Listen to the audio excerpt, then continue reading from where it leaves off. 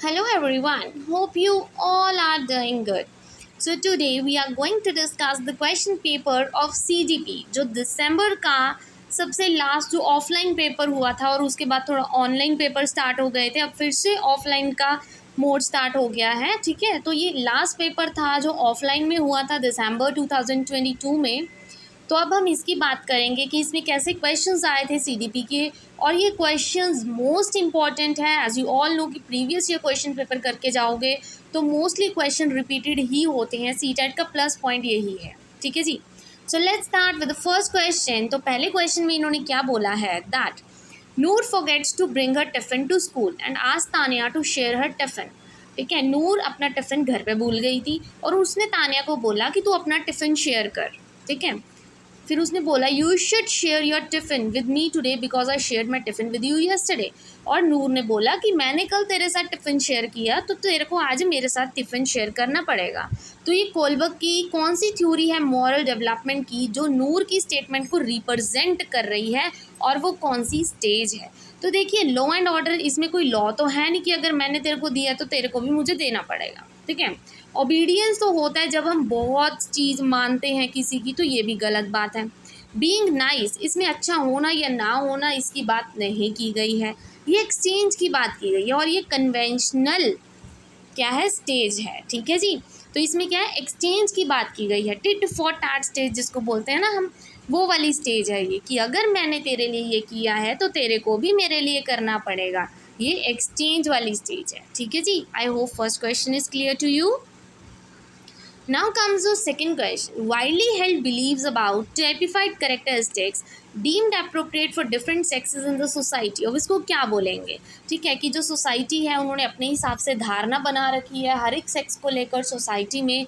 तो ये डिस्क्रिमिनेशन तो है नहीं। देखो, भेदभाव की बात नहीं की गई है, ना जेंडर रोल की बात की गई है, ना ही जेंडर आइडेंटिटी की बात की गई है। ये स्टीरियोटाइपिंग की बात की गई है कि सोसाइटी में अपने हिसाब से मेल और फीमेल्स को डिवाइड कर रखा है। ठीक है, कि मेल्स की ड्यूटीज़ ये हैं और फीमेल्स की ड्यूटी ये है। तो ये क्या आ जाएगा जेंडर स्टीरियोटाइपिंग में। तो ये फोर्थ ऑप्शन बिल्कुल करेक्ट है।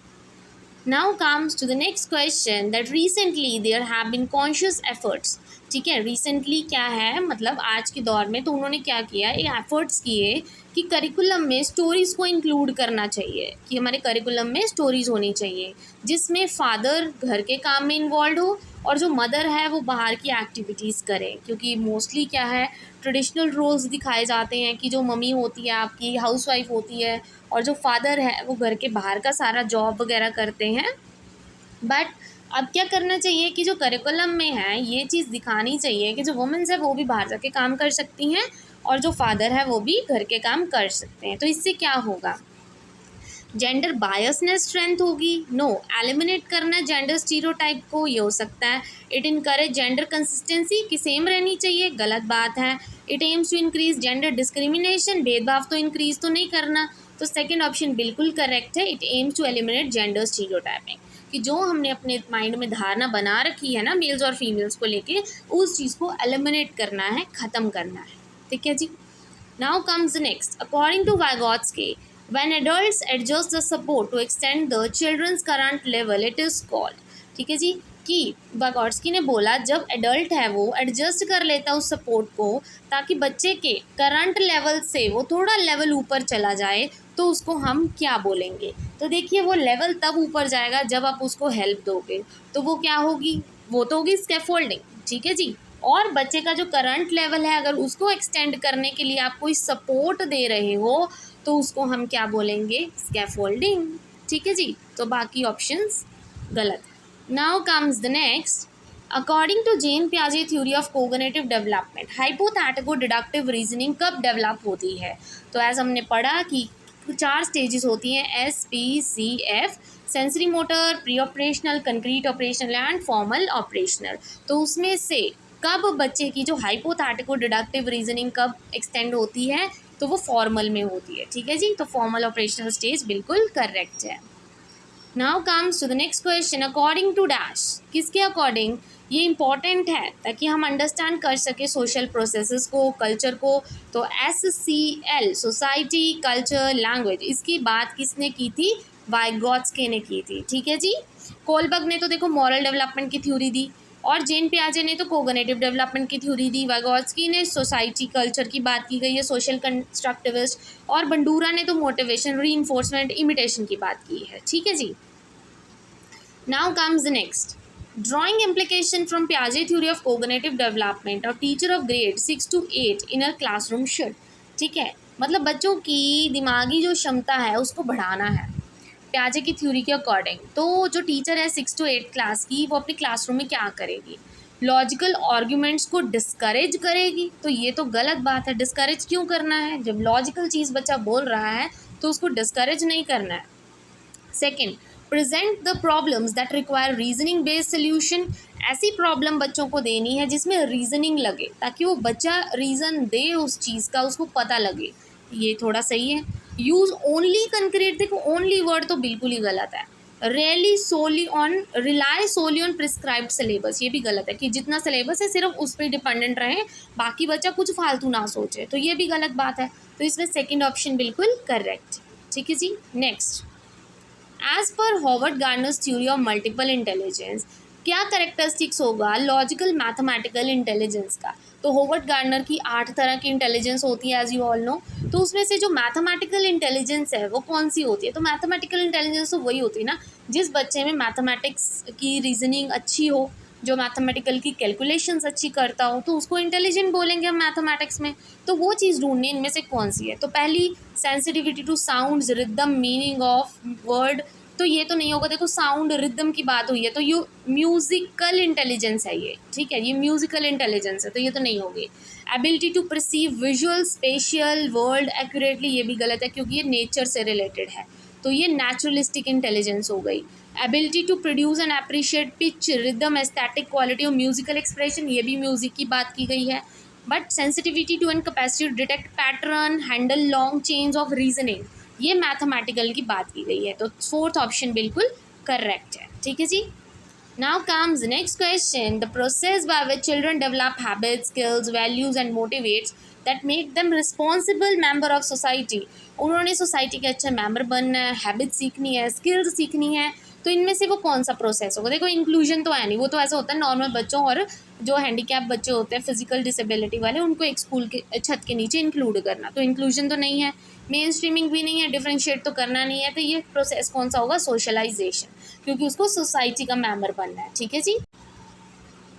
Now comes the next question, which of the following statement about the role of heredity and environment in human development is correct। ठीक है, हेरिडिटी और इन्वायरमेंट को लेके, heredity as you all know, याद रखना एक वर्ड, हेरिडिटी मीन्स नेचर जो आपको अपने पेरेंट्स से मिलती है, और इन्वायरमेंट मतलब नर्चर। ठीक है, तो दोनों में फ़र्क है। कई बार नेचर नर्चर लिखा आ जाता है और आप कंफ्यूज हो जाते हो कि नेचर और नर्चर क्या होता है। नेचर होती है हेरिडिटी, नर्चर होता है इन्वायरमेंट। तो इनमें से कौन सी चीज़ करेक्ट है। तो जैसे हम कहते हैं कि बच्चे की डेवलपमेंट में हेरिडिटी और इन्वायरमेंट दोनों का ही मोस्ट इंपॉर्टेंट रोल है। ठीक है जी। The only reason for individual difference is heredity, only तो बिल्कुल ही गलत है।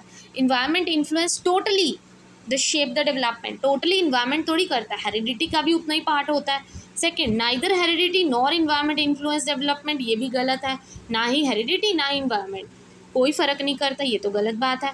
हेरिडिटी एनवायरनमेंट दोनों ही बच्चे की जो डेवलपमेंट है उस पर प्रभाव डालते ही डालते हैं। ठीक है जी। Now comes next, in a progressive classroom, progressive classroom में जो नॉलेज है वो कंस्ट्रक्ट की जाएगी by the learner. Knowledge is received passively, नहीं, पैसिव तो वर्ड ही गलत है, एक्टिव हो तो अच्छी बात है। Knowledge is reproduce by learner as it is, जो बुक में दिया है सिर्फ एज इट इज़ प्रोड्यूस करनी है, गलत बात है। Knowledge is recalled by the learner as per instruction of teacher, कि जैसा टीचर ने बोला उसके पीछे पीछे रिकॉल करते चले गए, तो ये भी गलत बात है। तो पहला ऑप्शन बिल्कुल करेक्ट है, प्रोग्रेसिव क्लासरूम में बच्चा खुद प्रोग्रेस करता है, अपनी नॉलेज को कंस्ट्रक्ट करता है। Now comes next, continuous and comprehensive evaluation, CCE भी लिखा आ जाता है कई बार, ठीक है, फुल फॉर्म है इसकी। उसमें सिर्फ फॉर्मेटिव असेसमेंट होती है, नहीं, only summative, no, neither formative nor summative, no, दोनों ही होती है। ठीक है, formative as you all know कि जैसे बच्चा कोई एक्टिविटी कर रहा है, कोई प्रोजेक्ट वर्क कर रहा है, तो टीचर साइड बाय साइड उसको फीडबैक दे रही है कि कहाँ उसकी गड़बड़ हो रही है, कहाँ उसको सही करना है, वो होती है फॉर्मेटिव। समेटिव होती है जब हम एंड में उसको फीडबैक देते हैं, जैसे एग्जाम्स हो गए आपके, आपको मार्क्स मिलते हैं, आपकी मार्कशीट बनती है, वो समेटिव में आ जाता है जब एंड में आपको अपनी फीडबैक मिलती है। ठीक है, फॉर्मेटिव होती है side by side. Now comes the next, in an inclusive classroom a teacher should. Inclusive classroom में टीचर को क्या करना चाहिए? Believe that every child has a potential to learn as per their ability and strength. ये तो सही बात है कि टीचर को ऐसा बिलीव करना चाहिए कि हर एक बच्चे में अपनी एक एबिलिटी होती है, क्षमता होती है। Show an attitude of pity, बच्चे को पिटी और एटीट्यूड शो करना चाहिए, सिंपैथी शो करनी चाहिए कि अरे तेरे से तो चल फिर नहीं होता, तो ये गलत बात है। लेबल्स यूज़ करने कि बच्चे को कहना कि तू हैंडीकैप्ड है या तू रिटार्डेड है, तू कर नहीं सकता, तो ये गलत बात है। Pay attention only to gifted and talented, ये भी गलत बात है। सिर्फ जो अच्छे बच्चे पढ़ते हैं सिर्फ उनकी तरफ ध्यान देना गलत बात है। तो पहला ऑप्शन बिल्कुल करेक्ट है, ठीक है। Next question is, a student shows the following science in the classroom.